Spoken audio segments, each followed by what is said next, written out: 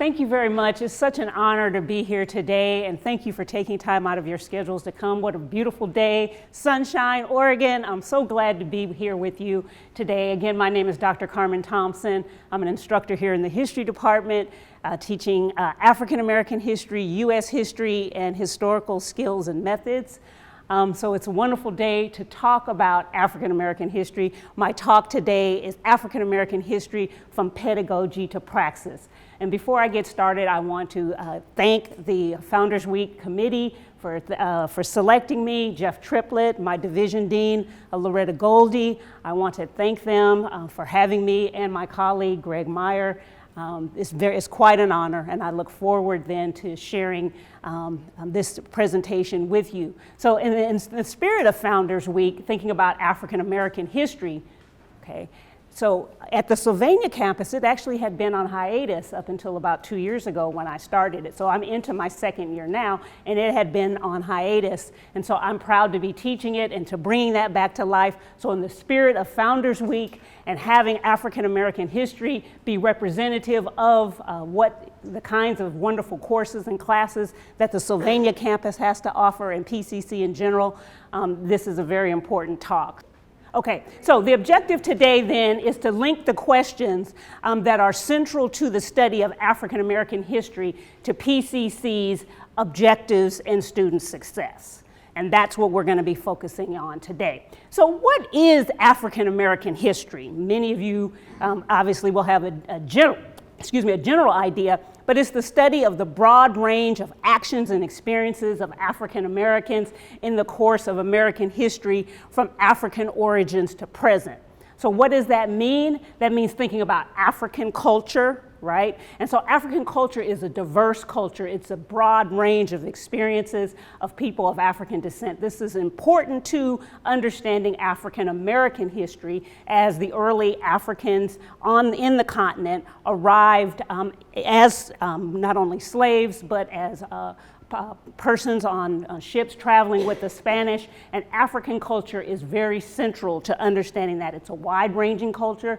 It's a culture and history that predates colonialism, a great ancient history and culture, so that's very important, as well as enslavement, right? That's a very important part of African-American history. And so in thinking about African-American history in general, enslavement is important to that, but not just the act of being enslaved, but how it was that people of African descent resisted slavery, how it is that they built communities, built families, built cultural forms and institutions while enslaved, okay?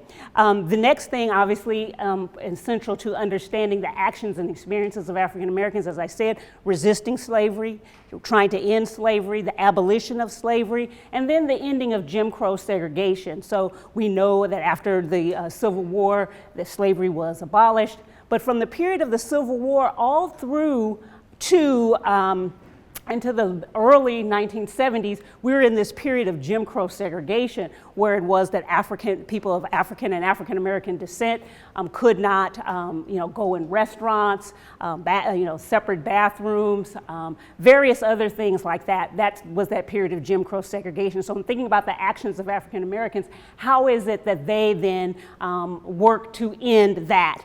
The creation of African-American institutions. The institutions, the cultural forms were all part of that. Institutions like the Black Church and various other civil rights organizations, cultural forms, music, literature, and various other things that we can attest to that.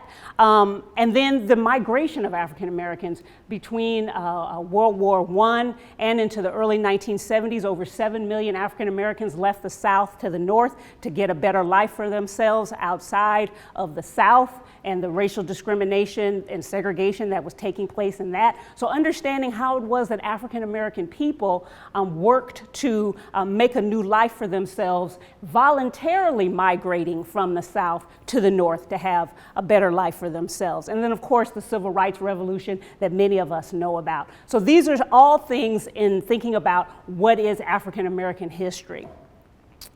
And then thinking about African American history, why is it important? African American history spans nearly 400 years in this continent, right? And so, and most of that history, that history began, I should say, of the 400 years as part of the transatlantic slave trade. So, although African people had been on the continent that makes up the area what we consider to be the United States, since the 16th century, but 1619 is the period of time that historians document the arrival of the first Africans as part of the transatlantic slave trade. So it's a nearly 400-year history.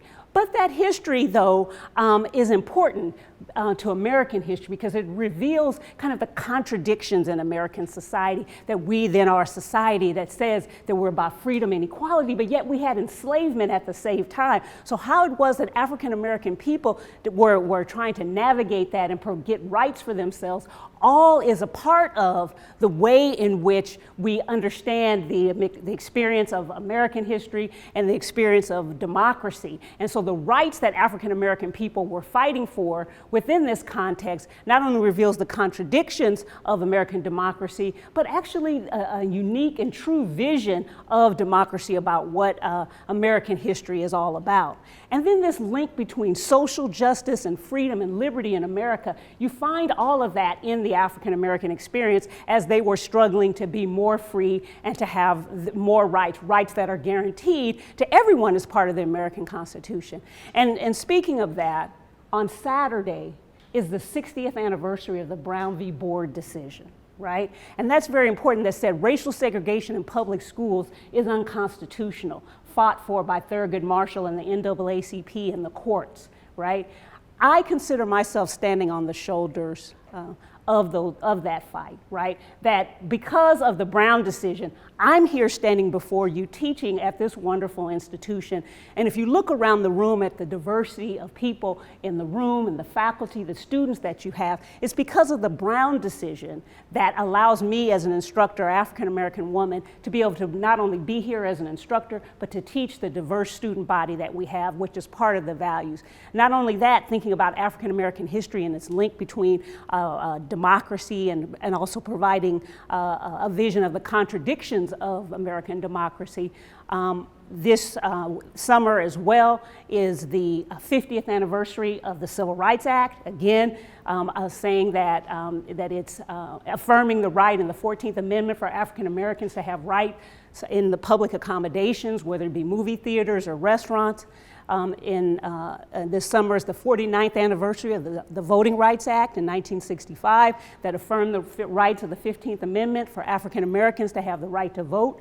All of these things are affirming rights that are already in the Constitution that African Americans had to fight and struggle for. So these things become important when we think about African American history.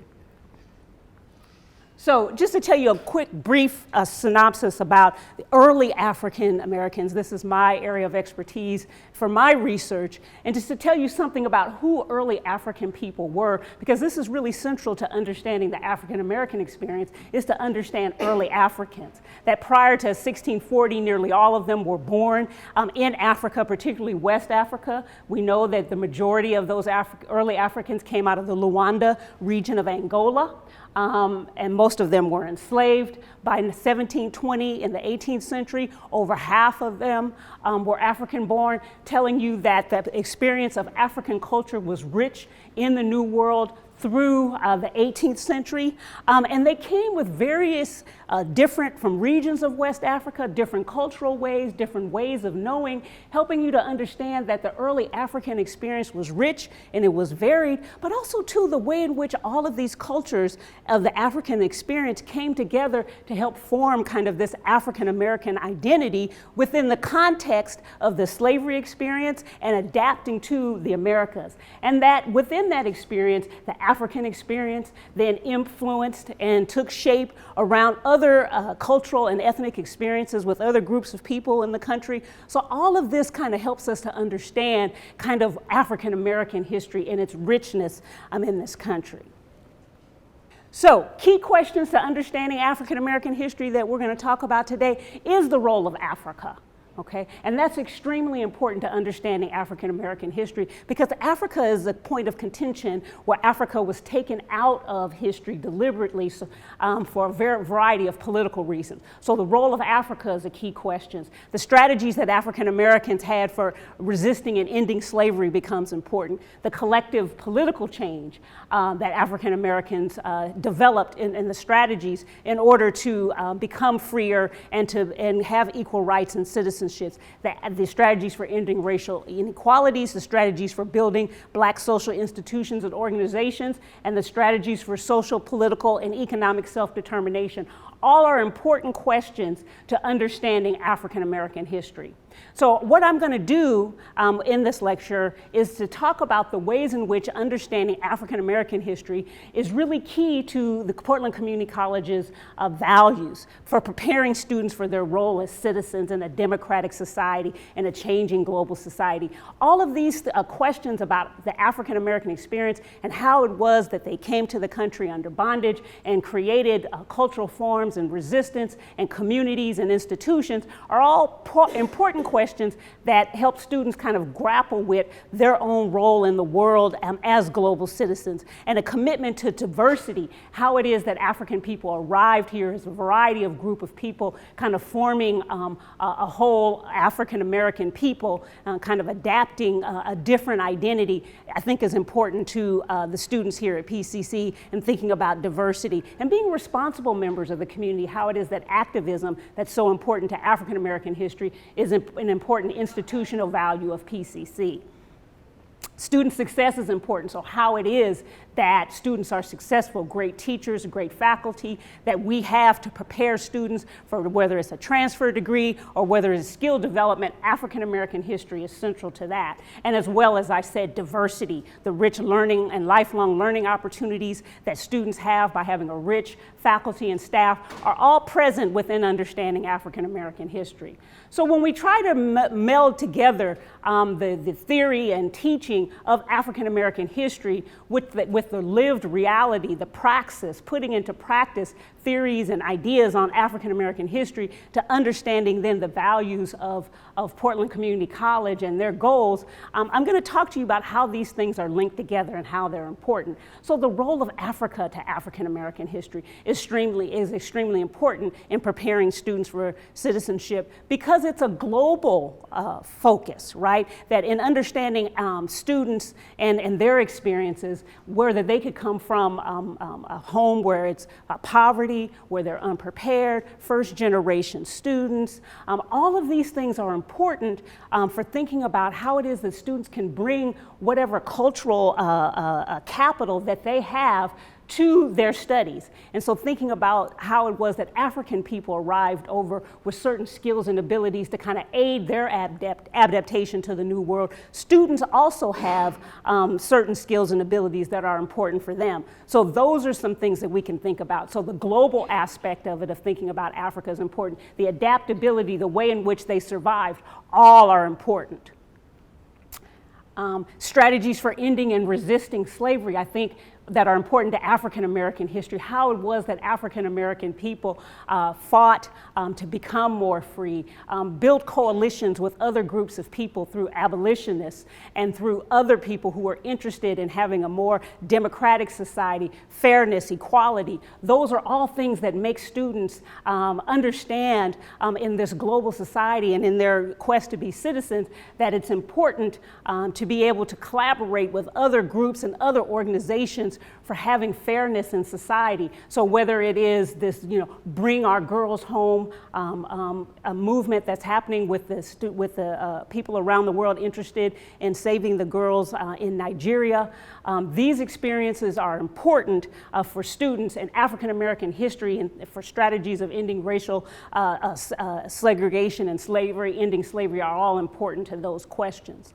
Political and collective change, how it is that African American people in their strategies for freedom had got involved with a variety of political institutions and organizations, created political institutions and organizations, particularly if you go back to Reconstruction. African American senators were involved in the politics of the moment to try to, again, to create freedom, create institutions, and a better life for themselves, these same things are important to our Portland Community College students as we encourage them to get involved in their local communities, to engage in their communities. And so the theories and ideas within African American history that talks about the experiences of African Americans within that context translate well to students who are interested in these same things, and really provides a framework for students to think critically about how they can be involved in their own communities. And again, ending racial and segregation and inequalities, these things are important. Fairness, collaborating with other organizations within the city. All of these things are important for students, and then they prepare students for citizenship, civic engagement, issues of diversity that are happening within the communities here in Portland. All of these things are critical in melding the theories of PCC's African American history courses to everyday life. Strategies for building Black organizations and institutions. Students are very much interested in how it is that they can get involved. So when you think about the building of Black organizations, whether it's the NAACP, whether it's SNCC, or whether it is the Urban League, these are institutions that were formed out of struggle and change and wanting to be committed to change and having a better society. All of those things are important when you think about how it is that students are going to be engaging in their communities and be good partners in society after graduation, and being active in their own communities. Okay. And then strategies for social, political, and economic self-determination. This is important because it is important as for African Americans when they were striving in the 1960s, for example, to be able to define for themselves what Black freedom looked like, to define the goals, to define what institutions they wanted, what they wanted those to look like, and how it is that they wanted to participate actively in the change for Black freedom struggles. Those things are important to the values and goals of Portland Community College because we want our students to be able to define for themselves what kind of America they want, what kind of Portland they want, what kind of society they want. And so defining what those goals are, defining what that looks like, and then being able to bring that together actively in their own community. These are important strategies that students can learn in African American history that translates well to Portland Community College's goals and values. So when you think about bringing these two things together, the pedagogy of the African American experience to the values and goals of Portland Community College, I think that we find a tremendous link and tremendous symmetry for the ways in which the struggles that African American people have gone through and the actions that they've taken to build a better life for themselves, the ways in which the African American experience through their actions has demonstrated how it is that democracy and freedom and justice can be linked to our studies and then be part of the overall goal of Portland Community College, I think is extremely important. And so a few of the takeaways I want us to think about today is that scholarship does translate into Portland Community College institutional values or goals, that the mission of various community college centers and programs does relate to the scholarly questions that support student success, and that the diversity of our student body and their life experience is the basis for linking scholarship and institutional goals to student success. Thank you very much.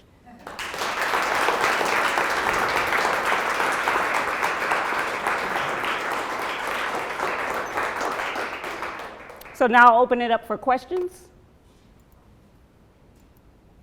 Yes. So, Rob Wagner, Government Relations for the college.